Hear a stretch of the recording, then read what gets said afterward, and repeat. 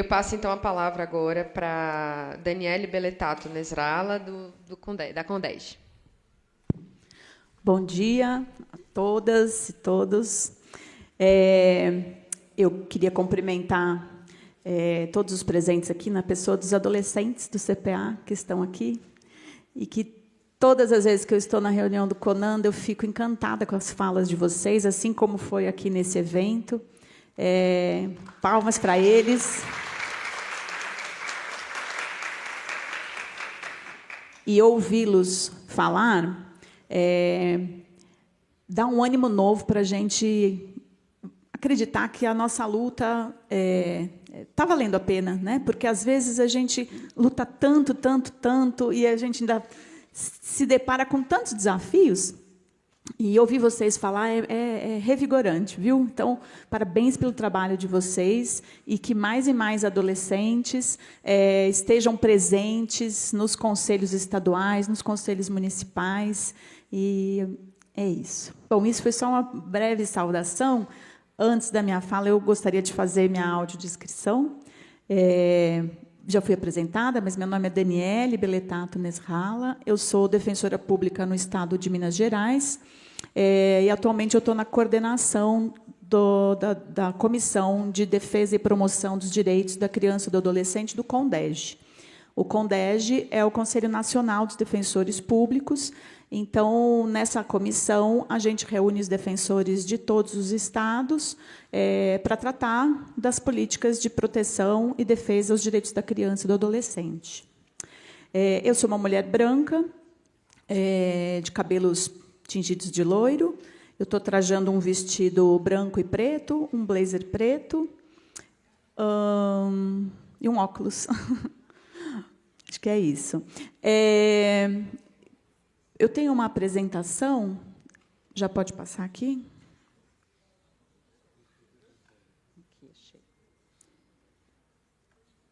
Aí. Então, é isso. Vou pedir licença para falar em pé, que eu fico mais à vontade. Bom, para a gente falar dos avanços na implementação da lei do depoimento especial no âmbito da Defensoria Pública, eu preciso falar um pouco sobre o que é a Defensoria Pública. E eu senti a necessidade de trazer essa abordagem, porque, em grande parte das falas que nós tivemos aqui em todo o evento, muito se falou entre Judiciário, Ministério Público, mas a Defensoria Pública muitas vezes foi esquecida. E isso reflete diretamente no atendimento a crianças e adolescentes. Então, por isso que eu quis trazer essa abordagem, né? O que é a Defensoria Pública? A Defensoria Pública é uma instituição que foi incumbida pela Constituição Federal de fazer a defesa da população mais vulnerável. Então, a Defensoria Pública ela é uma instituição que nasce como uma instituição de contrapoder, como uma instituição contramajoritária, e é a instituição que está ao lado da população mais vulnerável para fazer a defesa direta dos seus direitos. Por isso, a Defensoria Pública faz a representação judicial.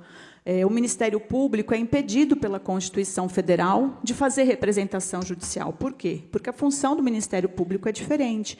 O Ministério Público atua como fiscal da lei, como titular da ação penal, tem outras atribuições. Então, se uma pessoa quiser ter acesso à ordem jurídica, ela vai precisar de um advogado ou de um defensor público para levar a causa dela à justiça. E a Defensoria Pública atende especialmente as pessoas mais vulneráveis, mas não apenas quem não pode pagar. Muitas vezes, nós atendemos crianças ricas. A Defensoria Pública atende? Às vezes tem muito essa dúvida. Atende? Mas o pai é rico, a mãe é rica. Atende? Atende, porque a criança e o adolescente fazem parte de um grupo hipervulnerável e que precisa ter acesso à justiça por si só, né?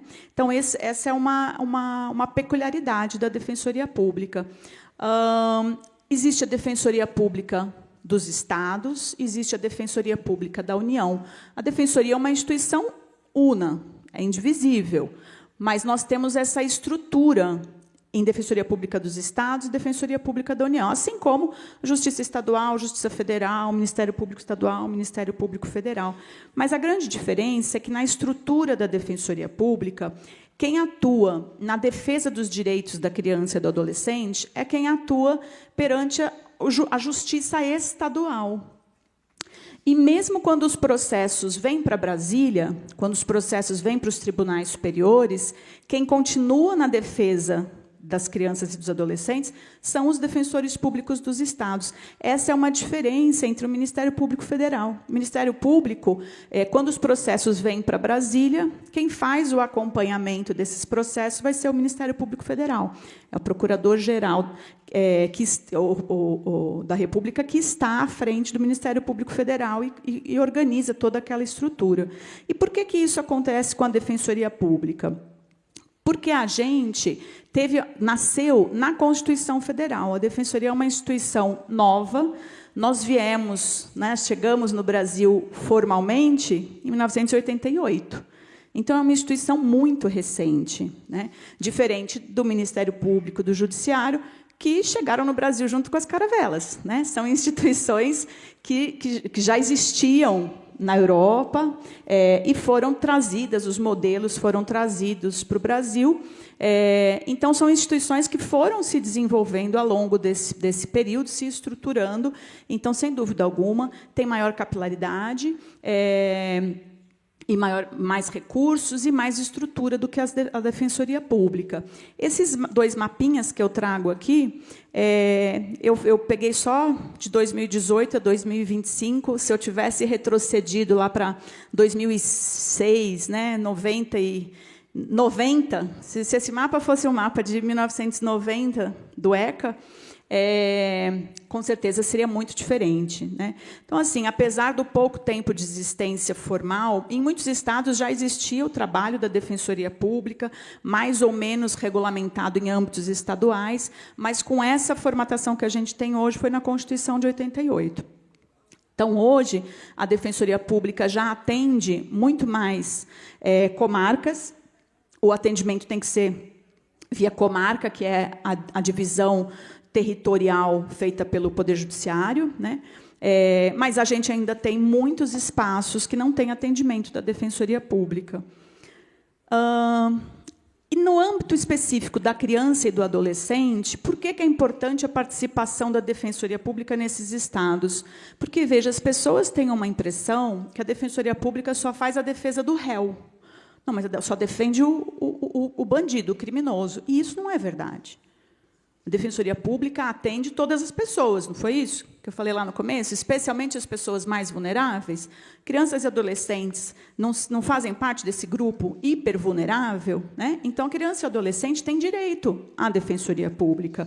Então, a gente defende os adolescentes nos atos infracionais, a gente defende as crianças, os adolescentes, as suas famílias, as famílias extensas, as famílias por adoção, nos procedimentos cíveis, né, nos processos protetivos, medidas de proteção, destituição de poder familiar e adoção. E o mais importante, que é onde eu vou concentrar a minha fala, é na defesa direta dos direitos da criança e do adolescente. Criança e adolescente é sujeito de direito? Né? Se é sujeito de direito, tem direitos fundamentais? Tem que ter. E por que a gente até hoje nega para a criança e para o adolescente o direito de ter acesso à justiça? De falar nos processos sob o seu ponto de vista. Não que, em todas as vezes, o ponto de vista da criança ou do adolescente vai ser o que o juiz vai decidir, né? Mas ela tem que ter o direito de ter acesso àquele procedimento, de participar, o direito de participação. Isso faz parte do direito de participação. E, ainda hoje, é muito negado esse direito para a criança, sob vários argumentos. Então, alguns dizem assim, não, mas se eu for dar defensor para toda criança e todo adolescente, é mais um ator para ter vista do processo, vai demorar mais o processo. Sim, se tiver 5 adultos no processo, cada um deles não tem direito a ter a sua defesa, o seu defensor? Por que para a criança o processo vai demorar mais. E esse ainda é um argumento antigo, porque hoje, com os processos eletrônicos, as vistas são todas simultâneas, né? Então, o mesmo prazo que o Ministério Público está com vista, o defensor da criança está com vista, o defensor do réu está com vista. Então, esse argumento... Antigamente, como era o processo físico, que ia de mesa em mesa, realmente, mais uma pessoa vendo, poderia atrasar o processo. Mas, hoje, isso é um argumento falacioso, simplesmente para continuar negando direito, negando para crianças e adolescentes a sua condição de sujeito, e a gente continuar tratando a criança como objeto de direito, né? O Ministério Público, quando ele fala em nome da criança e do adolescente no processo, numa medida de proteção, na destituição do poder familiar, ele está ali falando do ponto de vista do adulto, a visão que ele tem do que é o melhor interesse para a criança. Mas nem sempre aquele direito defendido na inicial de uma ação de destituição do poder familiar, na inicial de um pedido de acolhimento institucional, nem sempre isso reflete efetivamente o que aquela criança gostaria que fosse feito da vida dela. A opinião dela não é escutada antes do ajuizamento dessas ações, né? Então, isso é muito importante. A fala pela criança e pelo adolescente no Instituto da Substituição Processual, que é essa representação que o Ministério Público faz em relação às ações que envolvem crianças e adolescentes, essa fala é do ponto de vista do adulto, é adultocêntrico. Não vai para o processo à vontade da criança, o que ela deseja falar. E isso é muito importante. Se ela é sujeito de direito, não pode ter alguém falando por ela o que é melhor para ela, né? A gente tem a máxima, assim, nada de nós sem nós, né? É a mesma coisa. Obrigada. E, para além dessa defesa dos direitos da criança e do adolescente, a gente também faz a atuação em rede, que é essa articulação com todos os órgãos da rede de proteção, assistência, saúde, a educação, e também a tutela de direitos, que é ir à justiça pedir alguns direitos. Está encerrando meu tempo, né? Já vou concluir. E a justiça pedir os direitos das crianças e dos adolescentes para acesso à educação, acesso a direito, acesso à saúde. Eu vou pular aqui, que esse eu já falei.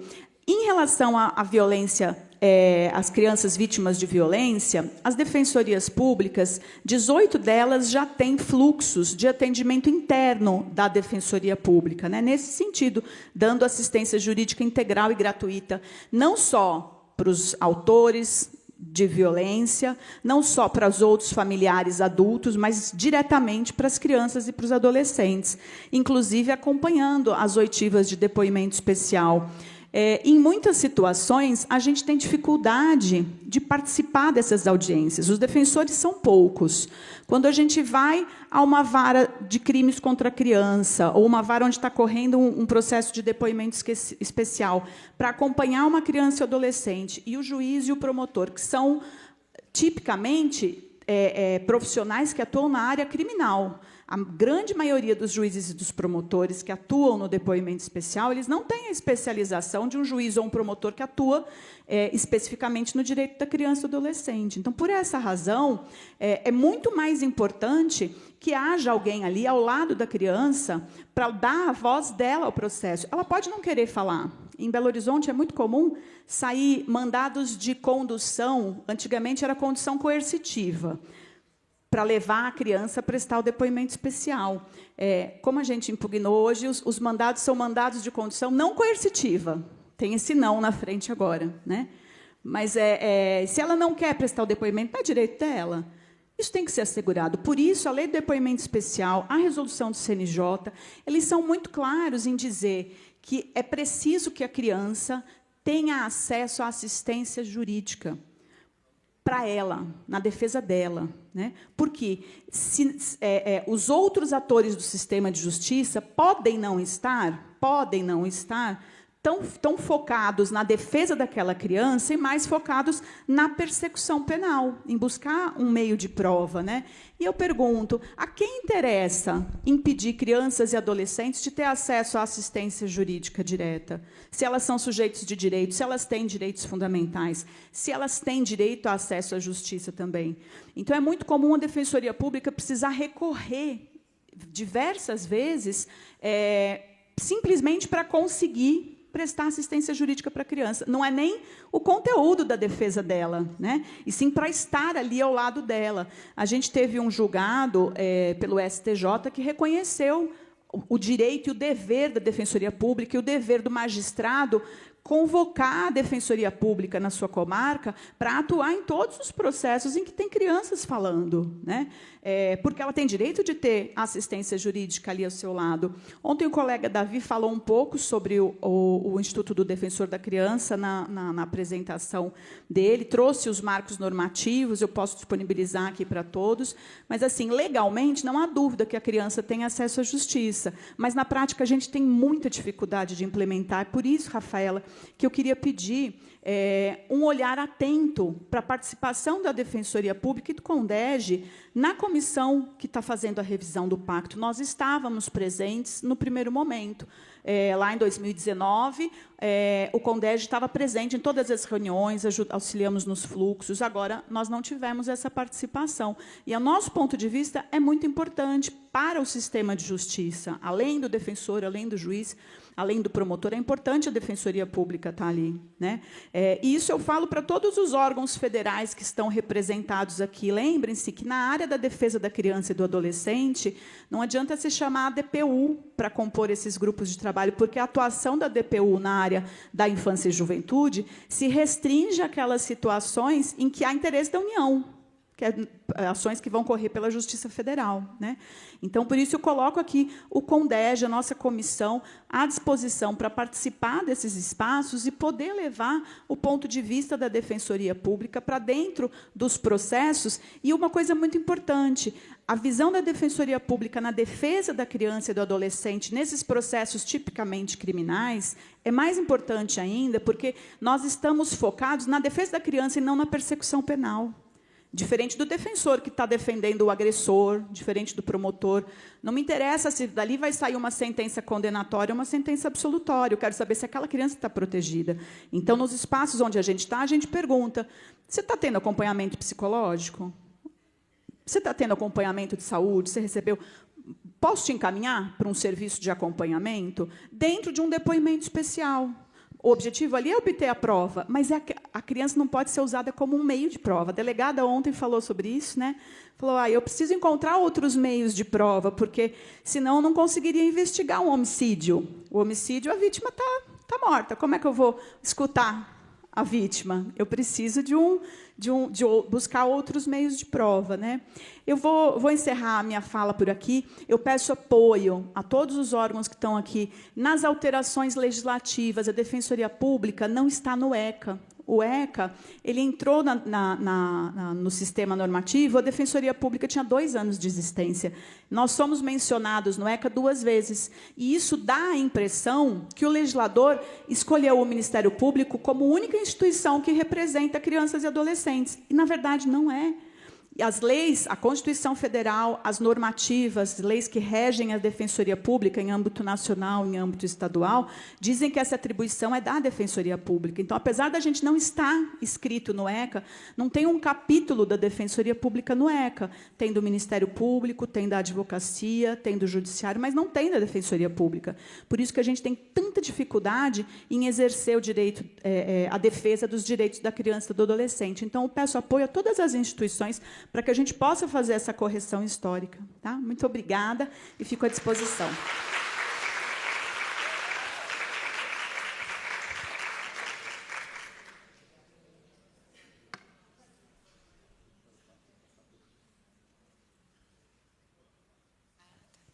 Obrigada, Daniele.